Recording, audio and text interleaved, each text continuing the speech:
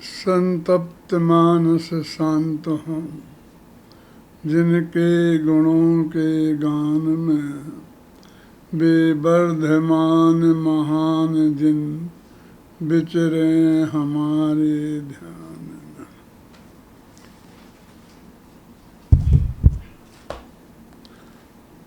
रहस्यपूर्ण चिट्ठी आचार्य कल्प पंडित टोडरमल जी की द्वारा लिखी हुई, उसका पृष्ठ नंबर 347 जो मोक्ष मार्ग प्रकाशक के अंत में छपी है, उसका ये पृष्ठ नंबर है।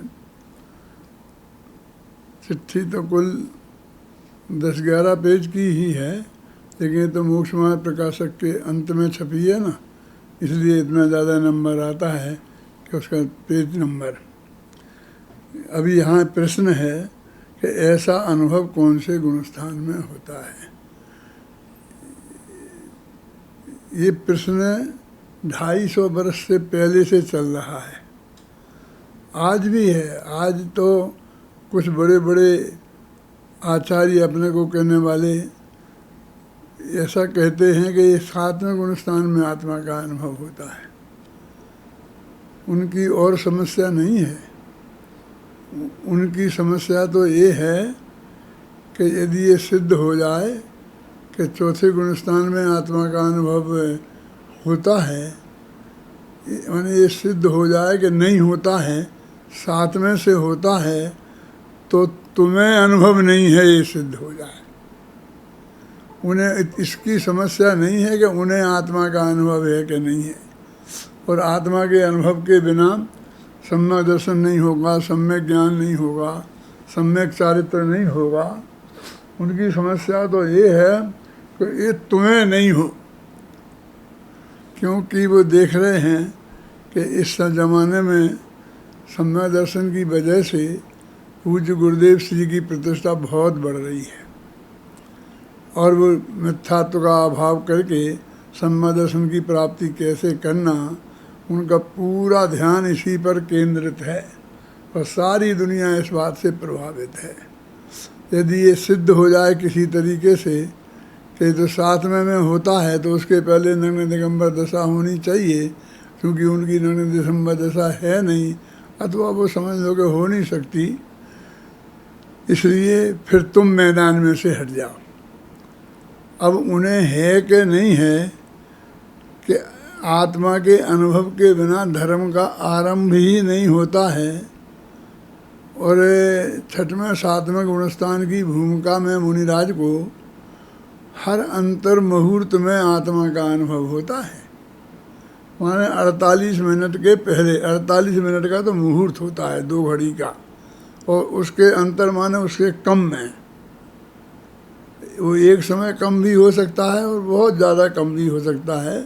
तो अंतर मुहूर्त के असंख्यात भेद हैं, तो उसमें उन्हें अंदर में आत्मा में जाना चाहिए। और शास्त्र में ऐसा लिखा है कि यदि हम जोड़ लगाएं दिन भर का कि वे कितना अनुभव में रहे हैं और कितने शुद्धोपयोग में रहे, तो 8 घंटा अनुभव में रहते हैं और 16 घंटा शुभोपयोग में रहते हैं। अब वहाँ तो एक क्षण का भी ठिकाना नहीं है। ये हम नहीं कह रहे हैं, हम कैसे कह सकते हैं, हम तो इतने दूर हैं। लेकिन उनसे ही पूछो कि उनका मन क्या कहता है। उनका मन ही उनसे कह रहा है। उन्हें तो समस्या ये है कि एक क्षण को हुआ है कि नहीं हुआ है। अभी हर अंतर मुहूर्त में आत्मा में उपयोग जाना चाहिए, ये बात तो बहुत दूर है। पर ऐसा नहीं है कि ये शास्त्र की बात वो नहीं जानते हों। शास्त्र में ये बात लिखी है और फिर उसकी अलग अलग व्याख्याएं करते हैं। तो अच्छा समझ लो चर्चा ही नहीं करते हैं, और बस वो तो ऊपर होता है, नीचे नहीं होता है। कि आत्मा के अनुभव के बिना छायक सम्यक दर्शन हो सकता है। शास्त्र में ये लिखा है कि चौथे गुणस्थान में छायक सम्यक दर्शन हो जाता है। छायक सम्यक दर्शन माने सम्यक दर्शन की पूर्णता, उसमें कोई कमी नहीं रहती है। वो बहुत कहते नहीं सम्यक दर्शन के 10 भेद हैं, उसमें अवगाढ़ और परम अवगाढ़, और अवगाढ़ तो अरहंतों को होता है, परम अवगाढ़ उनको ही होता है। ऐसे ऊपर ऊपर के गुणस्थानों में होता है। मैंने सम्यक दर्शन में ही उनका बस चले तो वे 7 में भी नहीं माने आत्मा का अनुभव, वे तो सीधा 13वें में ही माने, क्योंकि किसी कोई नहीं है, ना हमें ना तुम्हें, फिर उसका सवाल ही खड़ा नहीं हो है कि नहीं है। अरे कुछ किसी दूसरे को है कि नहीं है, इससे तेरे को कोई सिद्धि होने वाली नहीं है, और तुम अपने केवल ज्ञान के बिना वो जान भी नहीं सकता। देखो, मैं एक बहुत मर्म की बात कहना चाहता हूँ शास्त्र के आधार पर ही, कि सम्यक दर्शन किसको है किसको नहीं है, इसकी सच्ची और पक्की गारंटी तो सिर्फ केवल ज्ञानी भगवान जान सकते हैं, और नहीं जान सकते। अनुमान से जान सकते हैं, आगम में जो लक्षण बताए उनसे जान सकते हैं, हम स्वयं भी अपना जान सकते हैं और कदाचित दूसरे का भी जान सकते हैं। लेकिन एक समय दर्शन तो अभी इस पंचम काल में होता नहीं, और क्षयोपम समय दर्शन और उपसम समय दर्शन होते हैं। तो उनके बारे में शास्त्र में ये लिखा है कि जे जे पंडित उपसमी क्षयोपसमी, उनकी अवस्था तो लोहार की संदासी है। क्षण माही आग माही, क्षण माही पानी माही, क्षण में मिथ्यात्व, क्षण में ज्ञान कला भासी है। क्या अर्थ है इसका? कि जो उपसमी और क्षयोपसमी सम्यक दृष्टि हैं, जे जे पंडित उपसमी क्षयोपसमी। देखो, बनारसी दास की दृष्टि में वे जो उपसम सम्यक वाले हैं और जो क्षयोपसम सम्यक वाले हैं पंचम काल में, वे पंडित हैं। और तुम तो कहीं पंडितों को होता ही नहीं है। ये जो समाधि मरण की चर्चा आती है, उसमें पंडित मरण पंडित मरण की बात आती है, तो वो अरहंत भगवान को माना है। पंडित शब्द की कितनी महिमा है ये हमें पता नहीं है। कुछ अपने मोक्षों में भी विद्वान, उनको पंडित जी कह दो तो उनका पारा गर्म हो जाता था कि मेरे को पंडित क्यों कह दो। तो क्या कहें फिर आपको कि बाबूजी। अब बाबूजी और पंडित जी में पहले उस ज़माने में, एक ज़माने में ज़रा हमसे थोड़ा पहले, हम भी जानते हैं उसको, हम भी थे उस काल में। तो समाज 2 भागों में बट गई थी, 2 पार्टियों में।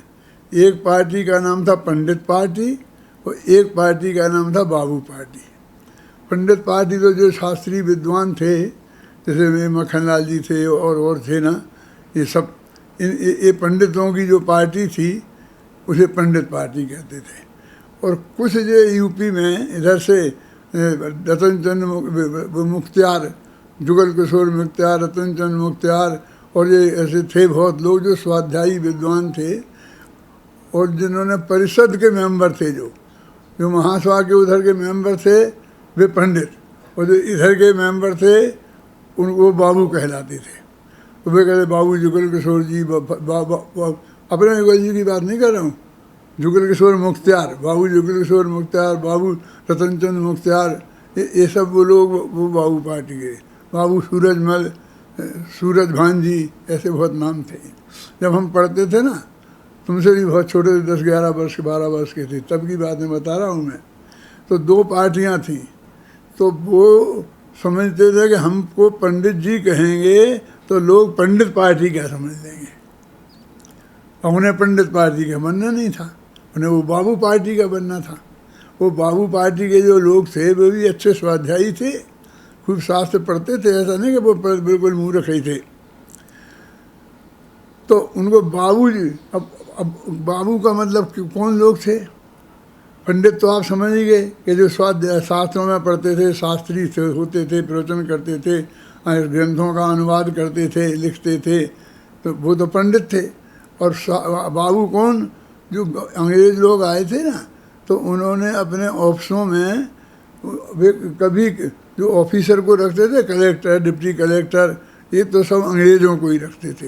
हिंदुस्तान का तो कोई एक आदमी होता, सब वे अंग्रेज होते थे। और उनके नीचे जो क्लर्क होते थे उन्हें बाबू कहते थे। वो सब हिंदुस्तानियों को नंबर उनमें उसमें आता था, उन क्लर्कों में। और जो ऑफिस में जो क्लर्क होते थे, अकाउंटेंट होते थे, आप समझ गए ना, उनको बोलते थे बाबू। अब वो उसमें बहुत कम लोग होते थे जो इतनी अंग्रेजी जानते हों कि जो उन अंग्रेज़ों के संग बात करके उनको समझा सकें, उनसे बात कर सकें, तो वे बाबू कहलाते थे।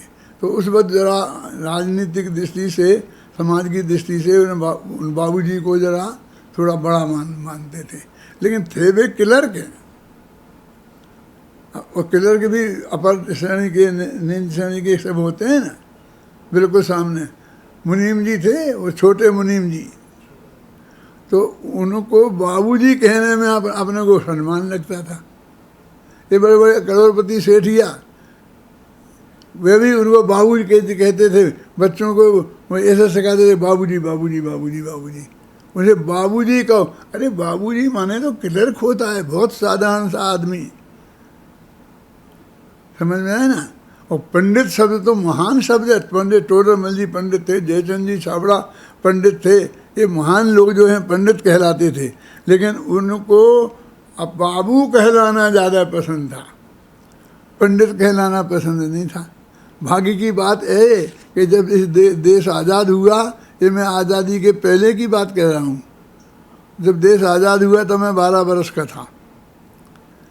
पहले की बात में मुझे सारी जैन समाज की नस नस का पता है, हैं? अकेले मैंने शास्त्र ही नहीं पढ़े हैं, मैंने इस जैन समाज को भी बहुत गहराई से पढ़ा है। तो उस समय वो बाबू पार्टी और पंडित पार्टी के नाम से पूरे देश में पार्टी थी। तो वो ये समझते थे कि हमको अपनी बाबू पार्टी का माना जाए, हमको कोई पंडित ना समझ ले। लेकिन पंडित शब्द कितना महान है अपने शास्त्रों में। और हमारे जो पुराने पंडित थे, बनारसी दास जी, टोडरमल जी, जयचंद जी छाबड़ा, वो तो ऐसे महान पंडित थे कि जिनको हम आचार्य कल्प कह सकते थे। आचार्य कल्प पंडित टोडरमल कहते हैं कि नहीं कहते हैं? तो उससे अपने को नहीं जोड़ता। जब मैं पंडित जवाहरलाल नेहरू की कह रहा था कि जब भारत आज़ाद हुआ सन 47 में, तो सबसे पहले देश का जो प्रधानमंत्री बना वो पंडित था। भाग्य की बात है। पंडित माने वो हम तुम जैसे पंडित नहीं थे, वो तो काश्मीरी पंडित थे। वो कश्मीर में एक पंडित जाति ही है पूरी, जो ब्राह्मण जाति होगी, जो भी जाति होगी, उनको पंडित कहते हैं। आज ये बहुत, तो वे पंडित कहते थे। और भारत में उनके सब दूसरे प्रधानमंत्री बने लाल बहादुर शास्त्री हैं।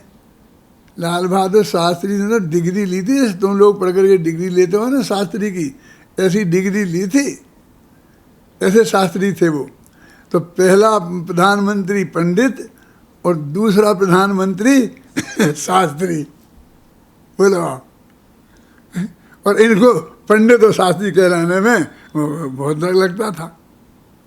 मैं जब वहाँ पढ़ाता था अक्सर में सरकारी स्कूल में 10वीं 11वीं 12वीं क्लास को, तो वहाँ पर मैं पंडित हुकुमचंद शास्त्री के नाम से प्रसिद्ध था।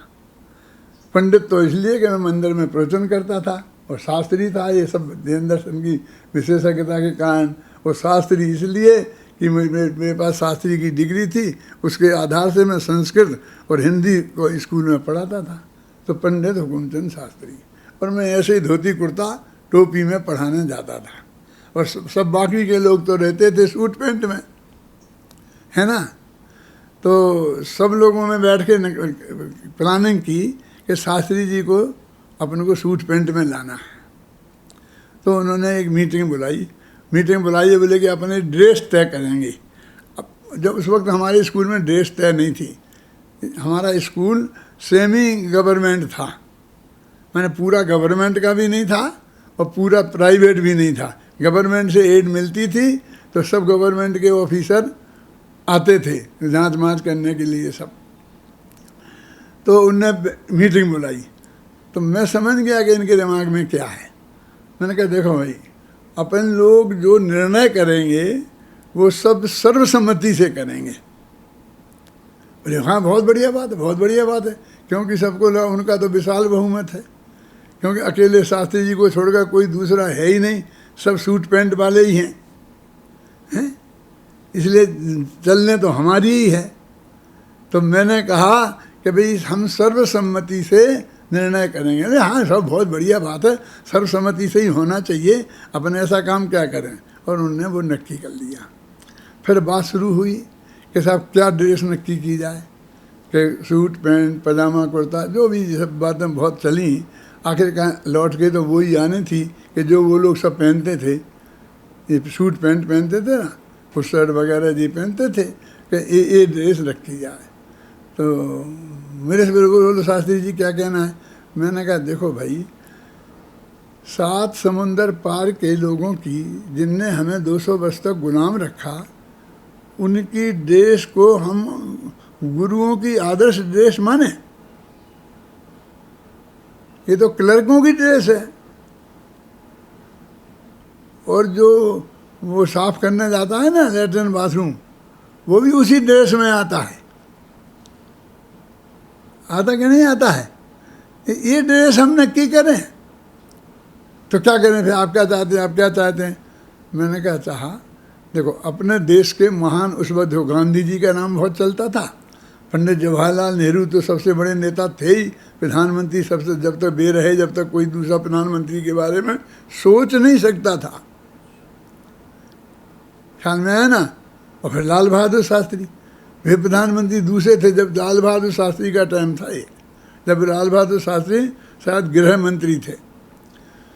तो मैंने कहा कि आदर्श हमारे गांधी जी हैं, नेहरू जी हैं, शास्त्री जी हैं, तो चाहे तुम गांधी जी की ड्रेस कर लो तो कल से सब लंगोट लगा के और चदरा ओढ़ के आएंगे, ये सबसे बढ़िया रहेगा, हैं। यदि वो पसंद नहीं है तो जवाहरलाल नेहरू की रख लो, चूड़ीदार पजामा, ऊपर से कुर्ता, ऊपर से टोपी, हम तैयार हैं उसके लिए। और चाहे लाल बहादुर शास्त्री की रख लो, तो वो तो हमारी है ही, धोती कुर्ता तो हम पहनते ही हैं और टोपी लगाते हैं। बोलो 7 समुंदर पार के, और इन क्लर्कों की ड्रेस को हम नहीं स्वीकार करेंगे। अरे नहीं साहब, नहीं साहब, वे तो सब एक मत हो गए और सब बोलने लगे साहब। तो कल नहीं साहब, एक वो नक्की करें, वो नक्की। मैंने कहा देखो तुम भूल गए, तुमने कहा सर्वसम्मति से निर्णय करेंगे, और इसमें मेरी सम्मति नहीं है, तो सर्वसम्मति नहीं बनी। उनको उस वक्त तक इतना भी होश नहीं था कि सर्वसम्मति का अर्थ क्या होता है।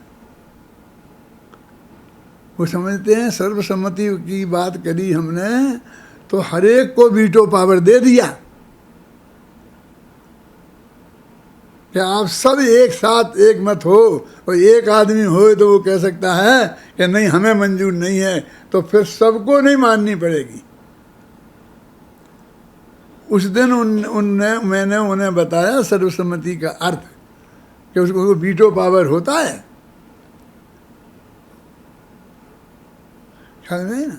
तो मैंने कहा भाई वो जवाहरलाल तो पंडित थे और लाल बहादुर शास्त्री थे, और मैं पंडित भी हूँ और शास्त्री भी हूँ, पंडित हुकुमचंद शास्त्री। सब लोग मुझे शास्त्री जी कहते थे स्कूल में, और मुझे मंदिर में, घर में, समाज में पंडित जी कहते थे। तो मैं पंडित भी हूँ और शास्त्री भी हूँ। ये शब्द देखो जो हमारे तीर्थंकरों को भी कहे जाते हैं पंडित पंडित मरण में, और हमारे टोडरमल जी जैसे आदर्श पुरुष जिसमें हैं, वो पंडित शब्द में लोगों को बहुत ऐसा अनुभव होता है। देखो तो वो चौथे गुणस्थान में अपन पढ़ रहे थे ना, ऐसे क्यों कि ऐसा कौन सा शब्द बोला था जिसमें पंडित आया था? चौथे से ही होता है, परंतु चौथे में तो बहुत काल के अंतराल से होता है, और ऊपर के गुणस्थानों में शीघ्र शीघ्र होता है, पंडित जी ने कहा। अब अंतराल क्या है, पंडित जी ने अभी खोल के नहीं लिखा, लेकिन मैं खोल के बताता हूँ कि 6 महीना में कम से कम एक बार आत्मा का अनुभव होना चाहिए तो वो कह रहेगा। तो वो अपनी बात चल रही थी कि पंडित कौन सा क्षयोपशम और उपशम। उपशम का काल तो उत्कृष्ट भी अंतर मुहूर्त है और जघन्य भी अंतर मुहूर्त है। जब वो कैन लब्धि के परिणाम होते हैं और तब उस वक्त जो आत्मा का अनुभव होता है तो वो अंतर मुहूर्त तक होता है, बस इतना वही है। फिर वो प्रथम वो उपशम कहलाता है। फिर बाद में या तो छायक हो जाता है या क्षयोपशम हो जाता है या मिथ्यात्व में चला जाता है। चारों तरफ के रास्ते खुले हैं ना, तो अधिकांश में जो सम्यक दृष्टि बने रहते हैं वे क्षयोपशम सम्यक दृष्टि हो जाते हैं। इसलिए इस पंचम काल में यदि हो गए कोई हैं तो वे क्षयोपशम सम्यक दृष्टि की अवस्था में होंगे। अब क्षयोपशम सम्यक दृष्टि का उत्कृष्ट काल तो 66 सागर है। अभी 66 सागर का तो सवाल नहीं है, अभी तो 10, 20, 25, 50 साल का ही सवाल है। लेकिन जघन्य काल अंतर मुहूर्त है, और अंतर मुहूर्त वो 48 मिनट का मतलब ना, क्या नाम संजीव, क्योंकि उसमें लिखा है कि जे पंडित उपशमी मन उपशम सम्यक दृष्टि। ये पंडित शब्द यहाँ से आया था जिसमें मैंने आपको पंडित शब्द की व्याख्या बताई। बनारसी दास ने लिखा जे पंडित उपशमी मन उपशम सम्यक दृष्टि पंडित, और क्षयोपशमी मन क्षयोपशम सम्यक दृष्टि पंडित।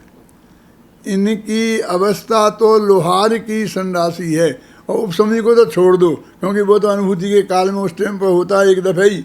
अब क्षयोपशमी रह गया मुख्य। तो जो भी होगा तो क्षयोपशम सम्यक दर्शन वाला होगा, चाहे वो मुनिराजों में हो, चाहे वो गृहस्थों में हो, चाहे वो सामान्य गृहस्थों में हो, चाहे असंयमी में हो, चाहे संयमी में हो। तो उसकी अवस्था लोहार की संडासी है। ये लोहार की संडासी क्या होती है? संडासी माने संसी। आपने लोहार को लोहा पीटते देखा होगा कि वो गर्म करता है एकदम, जब लाल हो जाता है तो फिर उस पर उसे ठोक ठोक करके जो उसे बनाना होता है अपनी खुरपी मुरपी उस आकार को देता है। पुराने ज़मानों में ये गाड़ोड़िया लोहार घूमते थे सारे देश में, तो वो उसको बनाते थे और ये सब ऐसी चीज़ें बना बना करके वो बेचते थे। जिन लोगों ने देखा होगा तो वे समझ गए हैं। तो कहते वो लोहार जो होता है जो बनाता है वो लोहे को पीट पीट कर, उसके हाथ में एक संसी हथियार होता है जिससे उस गर्म लोहे को वो पकड़ता है। लोहा गर्म एक तरफ से एकदम लाल हो गया और दूसरी तरफ अभी इतना गर्म नहीं हुआ, थोड़ा बहुत गर्मी तो उसमें भी आती है। तो वो संसी से उस लोहे को पकड़ता है, एक हाथ से पकड़ता है और दूसरे हाथ से उसे पीटता है। तो कहते हैं कि लोहार की जो संसी है वो गर्म है कि ठंडी। तो उसके लिए क्या करता है कि थोड़ी देर में वो जो लाल है ना आगे, तो उसको पकड़ता है तो पीछे वाली वो संसी भी गर्म हो जाती है, क्योंकि वो चालक कुचालक तुम क्या बोलते हो वो उसमें आता है। जैसे लकड़ी से पकड़ें तो लकड़ी में तो नहीं आती वो गर्मी, लेकिन लोहे में आ जाती है ना। तो वो क्या करता है कि जब वो ठंडा हो जाता है लोहा और संसी हो जाती है गर्म, तो लोहे को तो आग में डाल देता है और संसी को पानी में डाल देता है। वहीं पानी की वो रहती है तो पानी में डाल देता है संसी को, और लोहे का जो उसे गर्म करना है द्वारा, इसलिए वो आग में डाल देता है और धोंकनी चलाता है। देखा आप ना, ये दृश्य आपकी समझ में आया? मैंने जो अपनी भाषा में समझाया आप तक पहुंच पाया कि नहीं पहुंच पाया? तो पंडित जो बनारसी दास जी कहते हैं कि उपशमी क्षयोपशम सम्यक दृष्टियों की हालत तो ये है कि क्षण में उस क्षण में आग, क्षण में पानी माही और क्षण में आग माही। वो संसी एक क्षण में तो पानी में रहती है और दूसरे क्षण आग में रहती है। ऐसे ही क्षयोपशमी पंडितों का क्षण में मिथ्यात्व और क्षण में ज्ञान कला भासी है। एक घंटे में 25 बार सम्यक दृष्टि हो जाए और 25 बार मिथ्या दृष्टि हो जाए। कभी सोचा तुमने किसी भी सम्यक दृष्टि के बारे में जो तुम जानते हो मानते हो, तो जीवन भर को ही मानते हो कि नहीं, कि एक क्षण को मानते हो, वो है तो उसके तुम सम्यक दर्शन। क्यों? कोई घबराना नहीं, पूरी बात समझना। तुम्हारी प्रॉब्लम भी मैं समझता हूँ, उसका भी जवाब मेरे पास है कि क्षण में वो तो क्षण लिखते हैं ना, क्षण में पानी माही, क्षण में आग माही, क्षण में मिथ्यात्व स्पष्ट लिखा अनेकांत, और क्षण में ज्ञान कला भासी है, और एक क्षण में सम्यक दृष्टि हो जाता है। अब क्षण क्षण में ऐसा होता है वो, अब हम उसे सम्यक दृष्टि माने कि मिथ्या दृष्टि, वो हमारे ज्ञान गम्य तो है नहीं, हम तो उसे निर्णय कर नहीं सकते किस क्षण में वो है। कैसे होता होगा? वो तो अग्नि में डालते, पानी में डालते, इसलिए होता है। ये कैसे होता है? ऐसे करते करते और विकल्प आता है कि अरे भगवान ने जाना है, वही नक्की है, यदि वही होगा तो हमारे पुरुषार्थ का क्या होगा, और फिर उससे संशय खड़ा हो जाता है, तो मिथ्यात्व में चला गया। फिर वो गंभीरता से सोचता है कि नहीं, आगम प्रमाण है, ऐसी बात नहीं है, तो फिर सम्यक दृष्टि हो जाता है, फिर मिथ्या दृष्टि हो जाता है। क्षण में मिथ्यात्व, क्षण में ज्ञान कला भासी है। ये बात जो मैं आपसे कह रहा हूँ, ये मैंने गुरुदेव के सामने भी कही है, और गुरुदेव ने मान्य की भरी सभा में। वो कैसे क्या हुआ था वो घटना भी मैं आपको कई दफ़े सुनाई है, और भी वो भी सुना सकता हूँ, क्योंकि लोगों ने मेरे से कहा था कि गुरुदेव को जाके बढ़ाया कि पंडित हुकुमचंद आपको सम्यक दृष्टि नहीं मानता। क्या?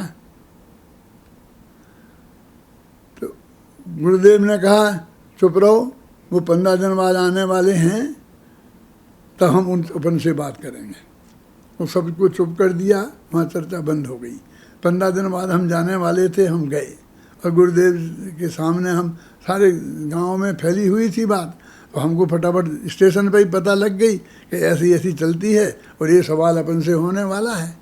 तो हमने गुरुदेव को ये सारा बात ये सब समझाया, गुरुदेव को बताया, सभा में बताया, फिर गुरुदेव ने सभा में कन्फर्म किया क्या कि मैंने ये कहा था कि जे पंडित उपसमी क्षयोपसमी, उनकी अवस्था तो लोहार की संडासी है। क्षण माही पानी माही, क्षण माही आग माही, क्षण में मिथ्यात्व, क्षण में ज्ञान कला भासी है। ये हालत होती है, इसलिए गारंटी से कौन कह सकता है कि कब है। तो क्या हुआ था? वो ऐसा हुआ था, अभी नाम फिर कभी बता दूंगा, मुझे कोई डर नहीं है कि जैसे मैं नाम नहीं बताऊं, लेकिन अभी फिर लंबा मामला होता है कि उनने ये कहा था कि आप गुरुदेव को सम्यक दृष्टि मानते हो क्या? नहीं। कौन कहता नहीं मानते? मानते हैं, पक्का मानते हैं। गारंटी ले सकते हो आप? गारंटी से कह सकते हो? उनका गारंटी तो केवल ज्ञानी ले सकते हैं। गारंटी लेने वाला मैं कौन होता हूँ? लेकिन मैं ये कहता हूँ कि उनकी परिणति से, उनको जितना मैंने देखा है, जितना समझा है, उस हिसाब से मुझे 100% सम्यक दृष्टि लगते हैं, और मुझे एक क्षण भी नहीं लगा कि जब भी नहीं है उनकी परिणति रही, इसलिए वो पूरे समय रहे अभय कुमार जी। ऐसा मैंने क्लियर कहा, उसमें मुझे शंका नहीं है। लेकिन वो गारंटी आप, मैंने कहा गारंटी तो सिर्फ एक केवल ही ले सकता है, मेरी हैसियत नहीं है, क्योंकि वो नक्की कर सकता है कि वो ये अवस्था उनकी रहती थी कि नहीं थी। मैं कैसे कह सकता हूँ? बस इसके आधार पर वो शशि भाई ने वो जाकर गुरुदेव को भिड़ाया कि आपको वो सम्यक दृष्टि नहीं मानते। शशि भाई का नाम सुना होगा आपने, अब बहुत दिन पहले गुजर गए, जब उनकी बात ज़्यादा क्या करना। तो फिर उनने जब मैंने बताया तो गुरुदेव ने ठीक है, बिल्कुल सही है, बिल्कुल सही है। गारंटी कौन है? ये अनुमान ही तो है? और एक दफ़ा, हम तो एक दफ़ा कह दिया तो हमारे लिए पक्का हो गया। अब जो ऐसा क्षण क्षण में ऐसा होता है संजीव, अब वो कौन, मैं कब सम्यक दृष्टि हो गया और कब मिथ्या दृष्टि हो गया कि सम्यक दृष्टि बना रहा है, इसकी आप क्या गारंटी ले सकते हैं? आप मुझे कैसे तो सम्यक दृष्टि कह सकते हैं और कैसे मिथ्या दृष्टि कह सकते हैं? राग से सम्यक दृष्टि कहेंगे और देश से मिथ्या दृष्टि कहेंगे। आपके पास प्रमाण ज्ञान तो कुछ नहीं है। ख्याल में आई ना? राग देश का प्रदर्शन आप कर सकते हैं। एक क्षण क्षण में जो बदलने वाली चीज है उसके नाम पर ये इतना हो हल्ला करना, ये क्या क्या सही है, हैं? तो कंटिन्यूशन में तुमने कैसे कह दिया कि हमने जितना देखा गुरुदेव को 25 साल तक 30 साल तक, तो हमको एक क्षण भी ऐसा नहीं लगा कि भी सम्यक दृष्टि नहीं है। हम उनको बराबर सम्यक दृष्टि मानते रहे। अब अनादि से तो मान नहीं सकते हैं, हैं? क्यों? जब से उनने होम्योपैथी छोड़ के दिगंबर धर्म स्वीकार किया, डंके की चोट, तब से हम पक्का मानते हैं। और जब तक अंत तक समाधि में पूर्वक स्वर्गवास नहीं हो गया तब तक हमने देखा, तब तक हम मानते हैं। तो फिर कैसे वो तुम्हारा वो कहाँ गया? क्षण में मिथ्यात्व और क्षण में सम्यक कहीं घबराओ नहीं। वो तो जघन्य काल है, उत्कृष्ट काल तो 66 सागर है।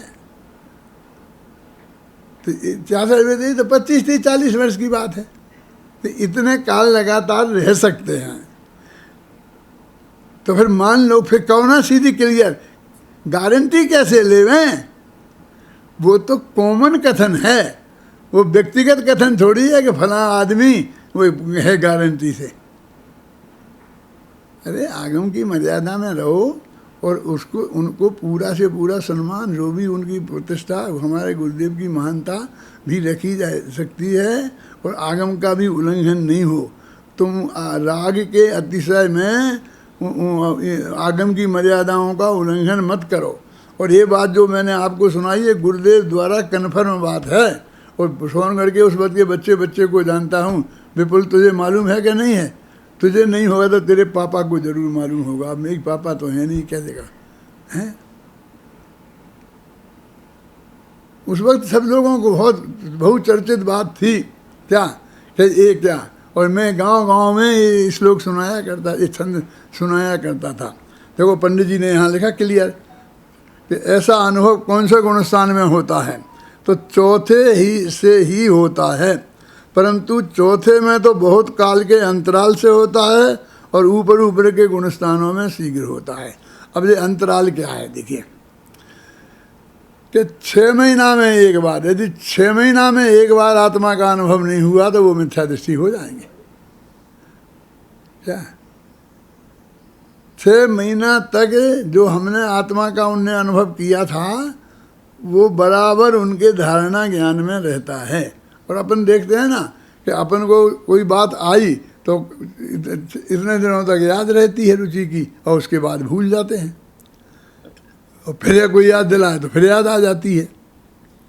ऐसे ही वो फिर वो आत्मा का स्पर्श करता है तो फिर हो जाता, फिर 6 महीने तक का। और वो अब पुरुषार्थ क्या है? हमें चौथे गुणस्थान से 5वें गुणस्थान में जाना है। क्या है? महावीर क्या अनेकांत? चौथे से 5वें में जाना है।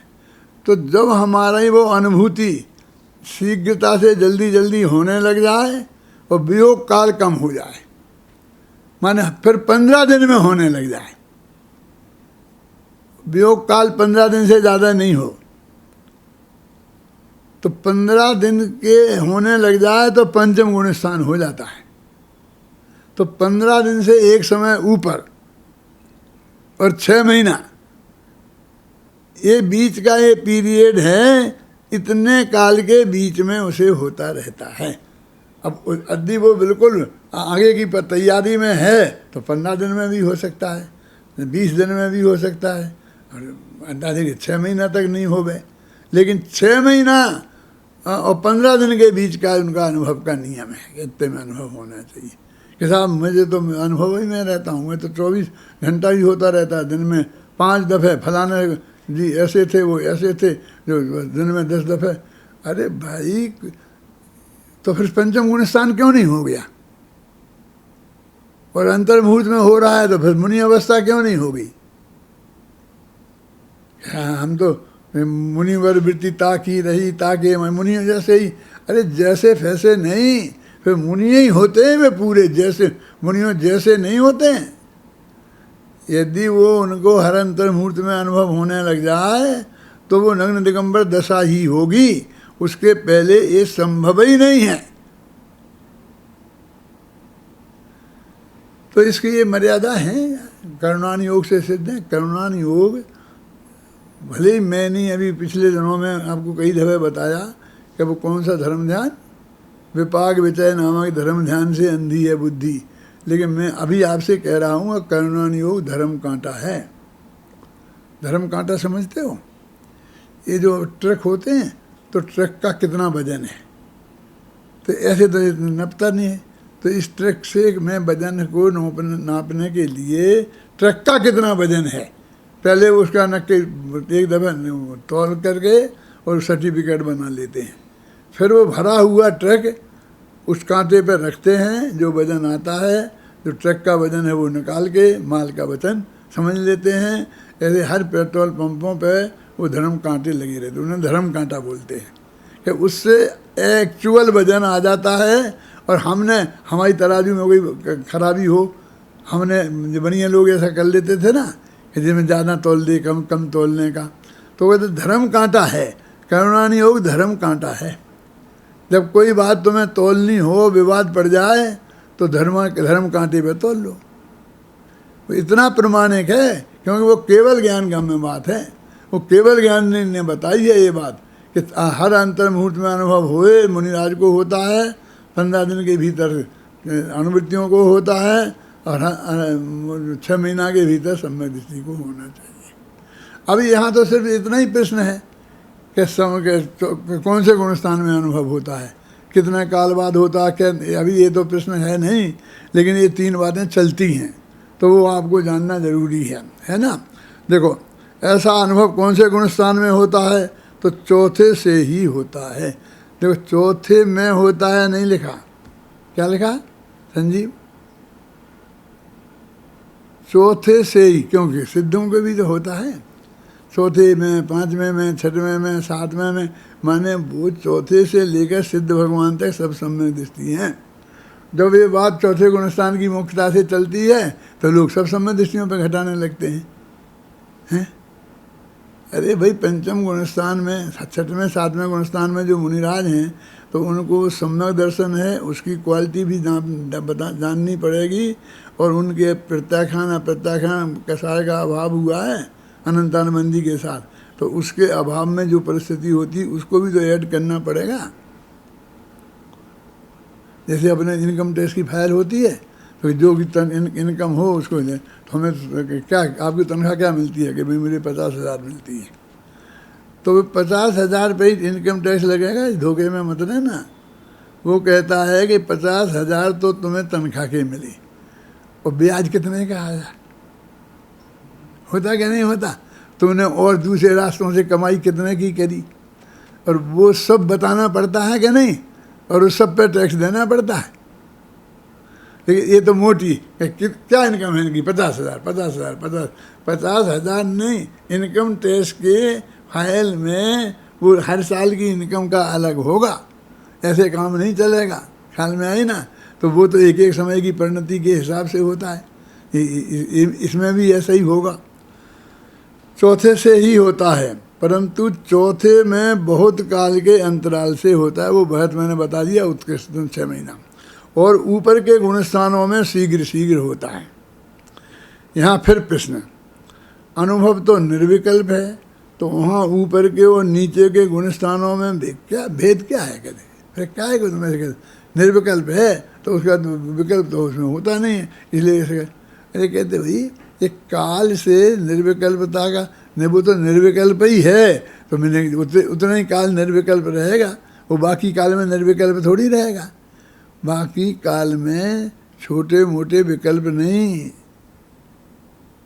6 खंड को जीतने जाना है, 60,000 वर्ष लगेंगे, ऐसा बड़ा विकल्प भी हो सकता है, हैं? और छोटे मोटे भी हो सकते हैं कि एक क्षण में समाप्त हो जाएं, हैं? आप समझ गए ना कि समाधान परिणामों की मग्नता में विशेष है। वो कहते हैं नीचे के गुणस्थान से ऊपर के गुणस्थान में मग्नता में विशेष माने अंतर है। चौथे गुणस्थान वाले में मग्नता कम थी, ऊपर के गुणस्थान वालों में मग्नता ज़्यादा होती है। अब ये मग्नता का अंतर कैसे नापे? मग्न अनुभव में आत्मा में परिणाम मगन तो हुए बिना तो सम्यक दर्शन भी नहीं होगा। आत्मानुभूति होगी ना चौथे गुणस्थान में, कर्ण लब्धि में समझ लो, तो वहाँ भी मगन है। और एक के बहुत मगन होते हैं, एक के ऐसे होते हैं कि ऐसी ताली की आवाज़ सुने तो आँख खुल जाए कि क्या हुआ क्या हुआ, कौन था क्या था, और फिर अंदर चला जाए अनुभव में। और एक को हिरण खाज खुजावती, उस पर ही रगड़ा मारते रहे, हिरण पर खुजाते रहे, पीछे पे पत्थर मार दे, डंडा मार दे, तो ही फर्क नहीं पड़े। ख्याल में आई ना? मगन अंदर में ऐसा मगन है कि पता ही नहीं चलता। ये तुम क्रिकेट खेलते हो और क्रिकेट में परिणाम मगन होते हैं ना, तो उस वक्त पैर में चोट लग जाती है और खून निकलता है, और खून निकलता रहता है, फिर वो वहीं जम जाता है, तो आपको पता ही नहीं चलता है। जब घर जाते हो, शाम को हाथ पैर धोते हो, तब मालूम पड़ता है नहीं ये खून निकला है, ये फैल गया, इतने पे लगा हुआ है। क्यों? जब चोट लगी थी तब मालूम पड़ना चाहिए था ना, क्योंकि दर्द तो ज़्यादा तब हुआ था, और बाद में तो खून बंद हो गया और वो वहीं जम गया, तो दर्द मरते चला गया। लेकिन उस वक्त नहीं आता है, वो परिणाम उसमें मगन है। वही गेंद ही गेंद दिख रही, बस उसको यहाँ वो बल्ला हाथ में लिया है और उसे और कुछ नहीं दिखता, पर गेंद दिखता है। जैसे कि अर्जुन को अकेली वो चिड़िया की आँख में का वो दिखता था, ऐसे उसको गेंद दिखती है। बस सारे इस चौथे मैदान में कितने लोग देखने आए हैं, कौन आया है, क्या, कुछ नहीं, बस एक गेंद दिखती है, बस है। ऐसे उसे भगवान आत्मा दिखता है। तो परिणाम मगन तो एक आदमी को दिख जाता है खेलते खेलते, क्या भाई जी आप भी देख रहे थे क्रिकेट, ऐसा कह देता है, दूसरा को पता ही नहीं चलता कि साहब अभय जी मैंने बहुत अच्छा शतक बनाया, आप नहीं आए। अरे आपके ही सामने तो बैठा था और आप कहते नहीं आए। होता कि नहीं ऐसा? मैं ही मेरे साथ बहुत होता है। मैं लोगों से कहता हूँ कि आज सुबह प्रवचन में बहुत अच्छी बात आई थी, कमल जी तुम क्यों नहीं आए? कहते साहब मैं बैठा था ना, सामने ही बैठा था, और आप मेरी तरफ देख रहे थे, और आप कह रहे क्यों नहीं आए। मैं क्या जवाब दूँ आपको? अब किसकी गवाही सफाई दिलाऊँ? कि कोई ज़रूरत नहीं है गवाही, मुझे कोई तुम्हारा इसी पे वो थोड़ी करना है। मैं इतना ही जानता था कि तुम आए कि नहीं आए, नहीं आए हो तो आ जाना, आए हो तो धन्यवाद। तो परिणाम मगनता में का अंतर अपन अच्छी तरह समझते हैं। परिणामों की मग्नता में विशेष है। जैसे दो पुरुष नाम लेते हैं और दोनों का ही परिणाम नाम में है, वहाँ एक को तो तन्मयता विशेष है और एक को थोड़ी है। उसी प्रकार यहाँ जानना। फिर प्रश्न कि यदि निर्विकल्प अनुभव में कोई विकल्प नहीं है तो शुक्ल ध्यान का प्रथम भेद पृथकत्व वितर्क विचार कहा। अब वहाँ पृथकत्व वितर्क नाना प्रकार के श्रुत का विचार, अर्थ व्यंजन और योग संक्रमण ऐसा क्यों कहा? अभी क्या उनका श्रोता देखो कैसा है? हमारी सारी जिंदगी निकल गई और इसका पूरा गहराई से अर्थ हमारी समझ में ही नहीं आता है क्या कह रहे थे, हैं? अब मैं थोड़ा थोड़ा मुझे आपको बताता हूँ। एक है अर्थ संक्रांति, व्यंजन संक्रांति और योग संक्रांति। तीन प्रकार की संक्रांति कब होती है? छपक श्रेणी में। छपक श्रेणी जानते हो? जब सातवें गुणस्थान के बाद वो ध्यान में गया तो ऐसा इतने परिणाम मंगन हैं कि अब केवल ही ज्ञान होके छूटेगा, अब दोबारा आने वाला नहीं है। छपक श्रेणी वाले की ये पोजीशन होती है। और वहाँ भी शास्त्र में लिखा है कि अर्थ संक्रांति होती है, व्यंजन संक्रांति होती है और योग संक्रांति होती है। अब ये क्या संक्रांति क्या है? संक्रांति नहीं जानते? हाँ जानते हैं, वो आते हैं 14 जनवरी को होती हैं, तो आती हो 14 जनवरी आती होगी और वहाँ संक्रांति होती होगी, तो तिली के लड्डू खाने को मिलते होंगे। ये संक्रांति क्या है? इतने लोग जो मुझे दिख रहे हैं ना, उनमें से एक आध जानता होगा। और दो ज़्यादा जानते हो तो मैं उनका अपमान नहीं करना चाहता हूँ, नहीं जानते, किसी को कुछ मतलब नहीं है। संक्रांति माने पलटना। तो ये मकर संक्रांति का, मकर राशि से सूर्य था आज तक, पहले उसमें था, उससे बदल के उसमें आया है, मकर राशि में आया है, तो उसे मकर संक्रांति बोलते। हर 14 तारीख को संक्रांति होती है, जानते हैं आप। ये 14 जनवरी को मकर संक्रांति, फिर 14 फरवरी को मकर के बाद कुंभ संक्रांति, क्यों, उसके बाद मीन संक्रांति, उसके बाद मेष संक्रांति, उसके बाद वृष संक्रांति, ऐसे 12 महीना में 12 संक्रांति होती हैं। क्यों दिवाली है, समझते थे ये बात कि एक ही संक्रांति होती है, हैं? 12 संक्रांति होती हैं, माने वो सूर्य की राशि बदलती है। राशियां 12 होती हैं और सूर्य एक राशि से दूसरी राशि पे जाता है, तो उसे संक्रांति बोलते हैं। तो ऐसे हर ग्रहों का होता है, लंबा चौड़ा है, कोई मैं ज्योतिषी का विद्वान भी नहीं हूँ, लेकिन मोटी मोटी संक्रांति माने बदलना। तो वो श्रेणी में चला जाता है। तो अर्थ संक्रांति, उसमें लिखा एक पदार्थ से उपयोग दूसरे पदार्थ पे जाता है। आप समझना जरा, एक से दूसरे पे गया, थोड़ी बहुत गलती वलती हो गए तो विधि के जाननहार सुधि सुधार पढ़ो सदा, विधि के जाननहार, करुणानियों के विशेषज्ञ सुधार लेना। मैं तो एक सिद्धांत समझाना चाहता हूँ कि वो जब ये अर्थ संक्रांति हो, एक पदार्थ से दूसरे पदार्थ को जाने, तो मान लो अभी वो अपने आत्मा को जान रहा था, तो अब दूसरे पे जाएगी तो वो दूसरा ही द्रव्य होगा ना कोई, इसलिए कहते पर द्रव्य भी श्रेणी में जानने में आता है। उस ध्यान में तुम क्या समझते हो।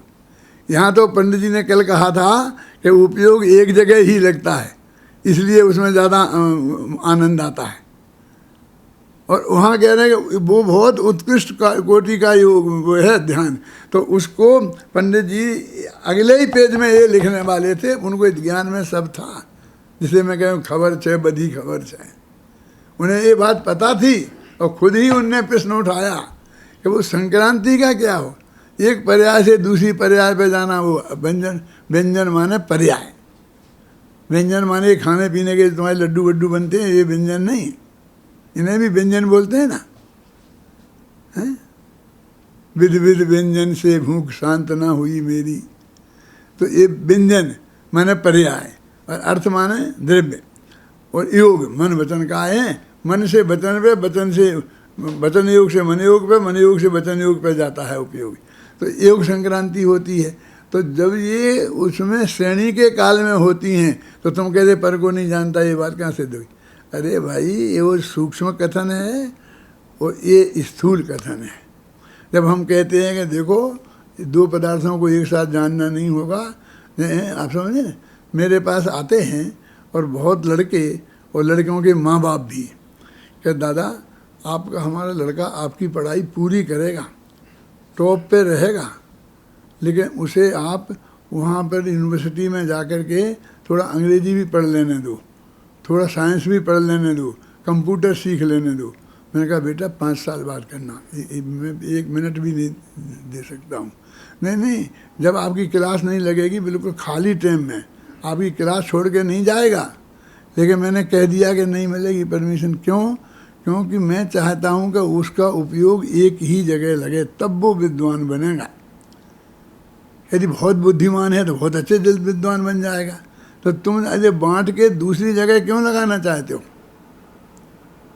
मैं नहीं देता हूँ परमिशन। कोई भी आए, बड़े से बड़ा सेठ, बड़े से बड़ा पंडित मेरे पास सिफारिश करने आए तो मैं नहीं मानता हूँ।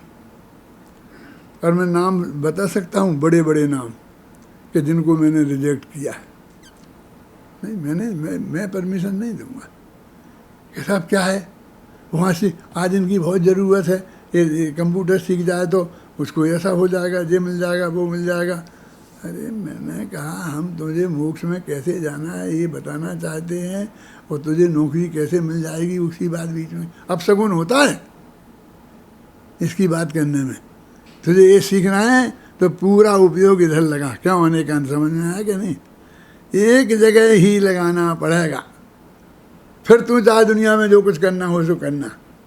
तो वो ऐसी ये बात कह रहे हैं कि उनमें जो फर्क होता है, तो वो कहते फिर ये आज संक्रांति व्यंजन संक्रांति क्यों होती? देखो कथन, तो कथन दो प्रकार के होते हैं। जो मैंने कल कहा था स्थूल और सूक्ष्म किसे कहते हैं, अब वो आ गया, ये समझ लो इसे। एक स्थूल रूप और दूसरा सूक्ष्म रूप। जैसे स्थूलता से छठवें गुणस्थान में ही संपूर्ण ब्रह्मचर्य कहा है। बुनिराज को पूरा ब्रह्मचर्य कहते हैं, ब्रह्मचर्य महावृत्त तो पूरा हो गया, लेकिन सूक्ष्मता से 90वें गुणस्थान तक मैथुन संज्ञा कही। अब मैथुन संज्ञा समझते हो? मैथुन क्रिया के करने का भाव का अंदर में विद्यमान रहता है। बोलो क्या करें? 9वें गुणस्थान तक और 6वें में पूरा ब्रह्मचर्य। क्यों? कि वो किसी की माँ बहन बेटी पर कोई छेड़खानी नहीं करता, उधर को देखता नहीं है। तो वो सूक्ष्म कथन है और जो स्थूल कथन है। सारी दुनिया को पता चले वो स्थूल, और जो केवल ज्ञानी को पता चले वो सूक्ष्म। उसी प्रकार अनुभव में निर्विकल्पता इसको स्थूल कहते हैं, निर्विकल्पता स्थूल रूप से कहते हैं। सूक्ष्मता से तो पृथकत्व वितर्क विचार आदि के भेद और कषाय आदि के 10वें गुणस्थान तक रहते हैं। बोलो क्या करें? वो लिखा ये वही दिया ना कि जो प्रश्न किया था ऊपर, तो इसमें उपयोग पलटता रहता है, और यहाँ कहते कि नहीं बस उपयोग एक जगह लगा है, बस उसमें आत्मा में उपयोग लगा और वो कहीं नहीं गया, और इसके उधर उधर नहीं देखना। ये दो कथन हैं। वो इसको स्थूल कहते हैं, उसको जो केवल ज्ञान गम्य हो वो सूक्ष्म, और जो हमारी बुद्धि में आ जाए वो स्थूल। सुमेर पर्वत का कथन सूक्ष्म है क्या स्थूल है? केवल ज्ञानी के बिना हम नहीं जान सकते। केवल ज्ञानी ने शास्त्र में लिखा बस वहीं से पढ़ के जान सकते हैं, तो इसलिए वो सूक्ष्म कथन है। और हम जो सीधे उन्होंने कहा कि नहीं 1 लाख योजन ऊपर है कि 99,000, 2 मतभेद हो गए कि चलो नाप लेते हैं, बस ये सुविधा नहीं है, समझ लो वो सूक्ष्म है। अब इनमें ही निकाल के देख सकते हो कहाँ क्या लिखा है, और फिर विवेक से निर्णय करना पड़ेगा, तर्क युक्ति से समझ, है ना। जैसा सूक्ष्मता से पृथकत्व वितर्क विचार आदि के भेद व कसादिक 10वें गुणस्थान तक है, वहाँ अपने जानने में, देखो अब लोग परिभाषा, अपने जानने में और अन्य के जानने में आए ऐसे भाव का कथन स्थूल जानना।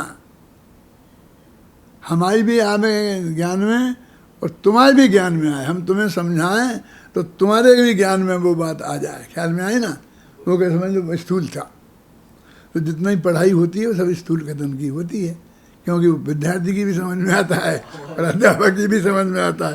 तथा आप भी ना जाने और केवली भगवान ही जाने ऐसे भाव का कथन सूक्ष्म जानना। चरणानुयोगादिक में स्थूल कथन की मुख्यता है और कर्णान योग में सूक्ष्म कथन की मुख्यता है, ऐसा भेद अन्यत्र भी जानना। अब कहते हैं कि प्रथमान योग चरणान योग, माने हमने कह दिया कि भाई पानी छान के पीना,